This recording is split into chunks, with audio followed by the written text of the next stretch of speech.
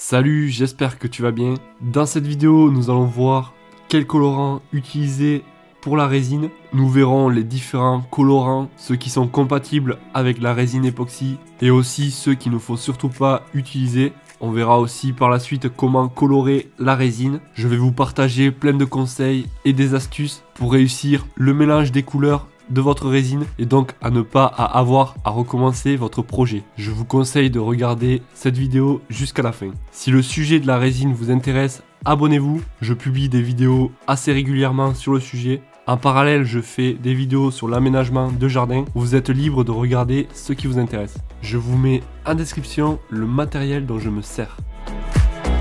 Vous pouvez quasiment utiliser tous les colorants donc disponibles sur le marché, comme par exemple les colorants en poudre, les pigments métalliques, etc. À partir du moment donc où les teintes sont sèches, car il faut savoir que la résine n'est absolument pas compatible avec l'eau. La résine repousse l'eau, ce qui fait que ça ne va pas se mélanger. Pour prendre un exemple, c'est un peu comme si on mélangeait de l'huile avec de l'eau. On voit bien donc que ça ne se mélange pas. Donc là, c'est pareil. Donc tout ce qui est pigment ou peinture acrylique, donc vous pouvez laisser tomber car ça ne se mélangera pas et ça risquerait de mettre en péril votre projet. Pour ce qui est des colorants, vous avez le choix entre les pigments liquides ou en poudre. Donc pour les pigments liquides, il en faudra donc vraiment très peu. Après donc ça dépendra du volume donc que vous souhaitez préparer. Si c'est un gros récipient, je pense qu'une quinzaine de gouttes suffisent. Après tout dépend de l'aspect que vous recherchez. Si vous recherchez une résine transparente ou plutôt bien opaque, c'est à vous de mettre quelques gouttes puis de mélanger et voir ce que ça rend. Puis ensuite ajuster, donc en mettre un peu plus. Sachez qu'avec les colorants liquides, vous pouvez avoir un aspect de la résine qui reste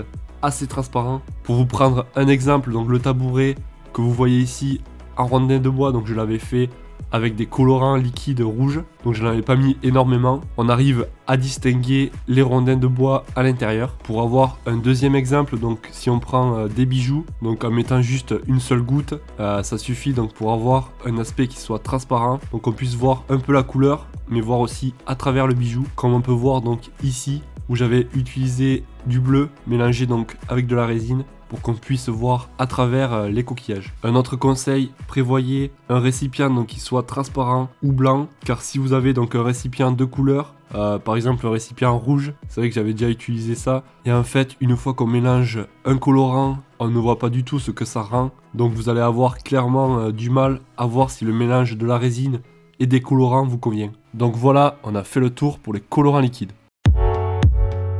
Ensuite, donc on a les colorants en poudre. Dans cette catégorie, on peut trouver donc les phosphorescents, les pigments en poudre mica. Donc il en existe des centaines de couleurs. Par exemple, les brillants, les imitations or, métallisés, naturels, etc.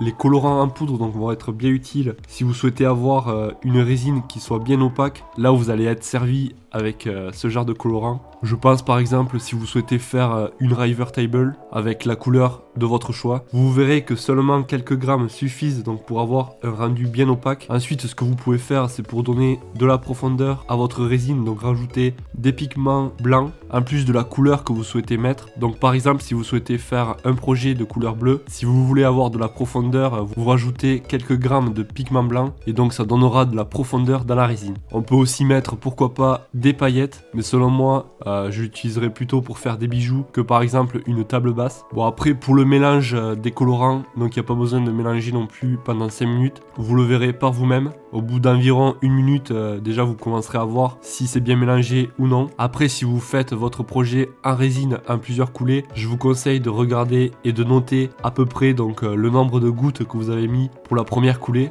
ou la quantité de pigments en poudre que vous avez mis. Ça vous sera utile pour reproduire les mêmes couleurs pour chacune des couches. Ça vous évitera d'avoir une couleur un peu moins opaque que l'autre. Une autre astuce aussi pour savoir si c'est la bonne couleur, c'est tout simplement de faire des petits échantillons de résine, laisser durcir et ensuite donc vous verrez si la couleur vous correspond. Ça évitera de couler l'intégralité d'un projet et ensuite de se rendre compte que la couleur n'était pas celle que vous souhaitez.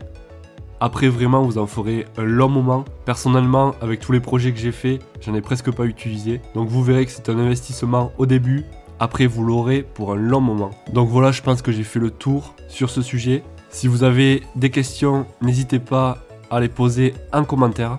Si t'as toujours pas quitté cette vidéo, c'est sûrement que le sujet de la résine t'intéresse. Si t'as envie d'aller plus loin, j'ai réalisé une vidéo qui s'appelle les 5 erreurs que la majorité d'entre nous font et qui va causer l'échec de votre projet en résine. Une seule de ces 5 erreurs va t'empêcher d'avoir le projet en résine que tu souhaites. Pour voir la vidéo, clique sur le lien en description, c'est entièrement gratuit. Si vous n'êtes toujours pas abonné et que vous souhaitez recevoir d'autres vidéos sur la résine, n'hésitez pas à vous abonner et à activer la cloche. J'espère que cette vidéo vous aura plu. Moi je te dis à la prochaine. Ciao.